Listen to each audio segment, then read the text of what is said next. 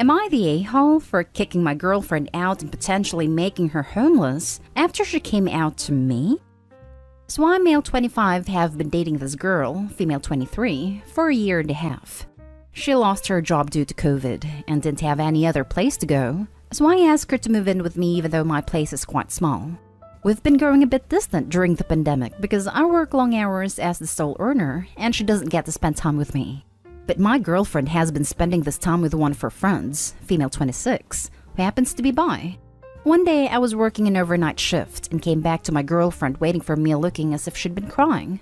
I asked her what happened, and she told me that she slept with her friend last night while I was at work after having a few too many glasses of wine.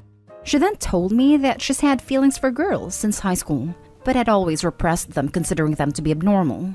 She then proceeded to tell me that she was now ready to come out of the closet. I had been listening patiently while she finished, despite being freaking furious on the inside. I told her that her coming out was great for her and I wished nothing but the best for her in the future, but she had to get out within the week. She then broke down crying again, saying that she didn't have any place to go and no money to pay rent. So I told her that wasn't my problem, and she needed to start looking. She cried saying she thought I was her friend. Now I got mad and told her, "No, I was your boyfriend before you cheated on me. Now get the hell out and go stay with the friend she cheated on me with." She broke down again and went to the bathroom. I'll be removing her stuff after a week if she isn't out. I can do that. She's not a tenant. Not in the US. Spare me the lawsuit comments. Edit. She called me a bigot from the bathroom, which is why I made this post. And reading the comments made me realize how mad I really am. So she's gonna be out today. Now for the top comments. She cheated and somehow doesn't seem to recognize what that means for you. Because for her, it's so overshadowed by her realizing her own identity. No, you don't have to continue giving her a place to live. She should apologize for cheating too. Not a-hole. She did apologize for cheating while coming out, but that means jack to me. I don't understand how people come out or want to transition, and their partner knows out because they didn't sign up for that, and then the person gets angry and mad at them for noping and says all kinds of nasty stuff about them or calling them names. No one has to do that if the relationship is no longer what either one wants or is comfortable with. Not a-hole. I never understand why people expect sympathy for coming out after they cheat on their partner. Should have figured those feelings out before she wasted your time. Such a horrible thing to do to anyone, but even crappier considering you've fed and sheltered her in her time of need. You're better than me because I would have kicked her out as soon as she confessed. I may not be that much better. I'm seriously considering it. You told her to go to her friend's place. Why isn't she packing up and doing that? Her friend doesn't have a place to share. She lives in a youth hostel. Not a-hole. She cheated on you. Period. You don't get to pass on cheating just because you're coming out. That doesn't make the partner feel any better or make it okay. She's a cheater, and you were being more than considerate giving her a week despite her leading you on, lying to you, throughout your relationship and cheating on you. I'm thinking of making that tonight after she called me a bigot from the bathroom. Now for the next story. Am I the a-hole for telling the truth and exposing a web of lies my wife spun? My wife has been lying a lot lately. She is overly conscious of people's feelings, and she uses white lies to shift the blame onto others to lessen the blow of a situation, always to her benefit. She will find herself in situations where she wants to back out of weekend plans with her friends, or explain why she did something seemingly rude, etc. But she always blames me. My husband doesn't want me to leave this weekend, sorry, such an A. Or, I only screenshotted this conversation we had because my husband told me he wanted to see it. Sure, I can handle someone confronting me about that stuff far better than she can, as she has high anxiety when it comes to confrontation. But I'm really sick of being her scapegoat and letting people think I'm a selfish jerk.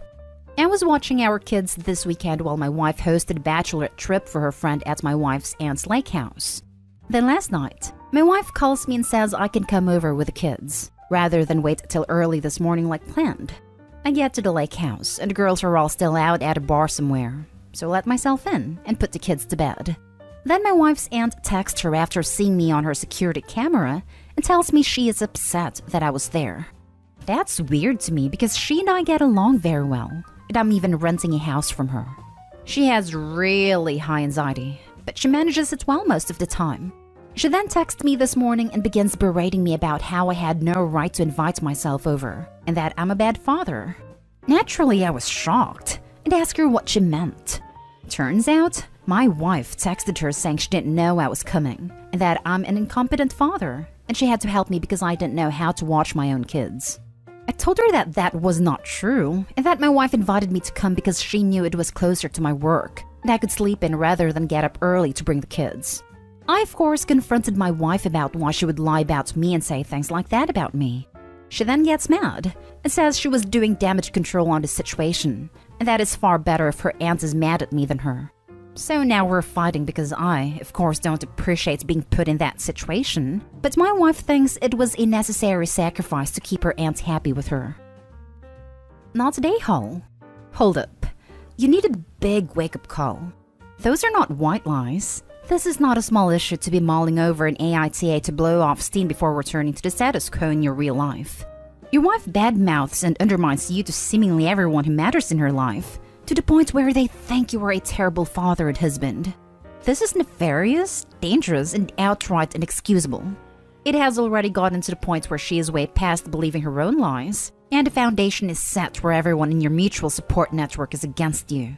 But how can you blame her family for being so ferociously against you, when it has been established that you are consistently behaving like a monster for months now? You could literally be one bad panic lie away from losing your kids or getting arrested for abuse. Look out for yourself. Think of your kids. Even for her to stop this now is not enough. This web of venomous lies needs to be reversed and burned to the root. Yes, that is a huge lie, not a white lie. She completely lied to everyone to get you in trouble. That is awful. She set you up for some reason. I think she's trying to find a way out of the relationship. She uses white lies to shift the blame onto others. That's not a white lie. That's just a lie. Not today, Hall. What are you doing in this relationship? It just started recently. At least I think it did. I've only just started to catch her doing it. Plus we have kids, so leaving is much harder. But I love her, of course. Not today, Hall. If this just started recently, you should be concerned that she is making an exit plan. Painting you as controlling and incompetent with your children may cost you custody and even significant visitation. Holy crap. I'm not sure therapy would even help, to be honest. She just sounds like an overall crappy, toxic person, and you need to get yourself, and your poor kids, away from her. I mean, damn, that's just messed up. Not today, Hall, but your wife sure is. Next story. Am I the a-hole for telling my boyfriend I can't afford to feed his kids right now? I really need the unbiased opinion of internet strangers that accept any adult judgment. For context, my boyfriend 36 male and my son Didai 36 female live together, and for the moment, I'm the main breadwinner. Boyfriend pays his portion of the rent and then I pay for everything else. Food, utilities, my portion of the rent, fuel, basically everything else. And I have to budget like crazy to cover everything. I don't have a great salary, but better than his. He's working and bettering his situation, and I support us with an open heart. No resentment and no expectations on repayment. He has 2 kids from a previous relationship that visit us semi-regularly when he's off work. So on to the issue. Last week, he kind of sprung it on me that his kids were coming to stay the night. I asked him nicely to let me know a bit sooner next time so that I could work my money situation. I reworked some things to feed all of us, and everything is good. I made a load of pancakes. Then yesterday, he tells me they are coming again. I think that his ex is asking. And I ask if it's after I get paid. He says no, it's not. So I say as gently as I can that it's the end of the month, and I can't really afford 2 extra mouths right now, and I'm having to borrow to make ends meet for the week as it is. He blows up. Says he doesn't see his kids, and it's not my responsibility and he'll sell his car for money if he has to. I love him and I love his kids, but the reality of the situation is that I can literally not feed them too right now. I know it's just 2 kids and a few extra meals, but it's the reality of our situation, and one of the kids is a preteen that eats more than I do some days, and that's okay. Please bear in mind that boyfriend has no money at all for extra anything. Am I the a-hole for saying I'm not able to accommodate his kids right now? Now for the top comments. Not the a-hole. You can't spend money you don't have. Pretty much sums up how I feel about it. There are no bad feelings towards anyone here, just facts. I can see why you'd feel angry and frustrated, just not angry and frustrated at you. This whole situation sucks. Nobody should be in this financial position. But it sounds to me like you're doing your best to help out when you can. I hope he realizes this once he's not feeling quite so immediately frustrated and disappointed. Not today, Hole.